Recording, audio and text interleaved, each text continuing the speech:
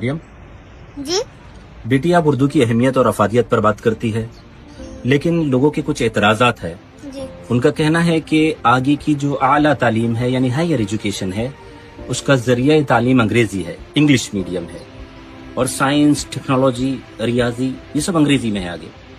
کیا کہیں گے آپ؟ یہ صرف میں نہیں کہہ رہی ہوں، یونیسکو جانتے ہو، United Nation Education Scientific and Cultural Organization یہ کہتا ہے کہ اپنے بچوں کو ان کی بنیادی تعلیم انہیں ان کی ماں کی زبان میں دو۔ NEP نے پتا ہے national education policy of India 2020 کہتا ہے کہ اردو والے اردو پڑھائے، انگریزی والے انگریزی پڑھائے اور مرہٹی والے مرہٹی پڑھائے۔ اور پتہ نہیں کہ کس نے ہمارے دماغوں میں ڈال دیا کہ ہم انگریزی کی بنا ترقی نہیں کر سکتے۔ اگر دنیا میں نام کمانا ہے نا تو اپنی مادری زبان کو اہمیت دینی ہوگی۔ ساری دنیا ترقی کر گئی اپنی زبان کی بدولت، لیکن ہم نے آدھی عمر گوا دی انگریزی سیکھتے سیکھتے۔ اور دنیا کی کوئی بھی زندہ قوم اپنی مادری زبان کو نہیں چھوڑتی۔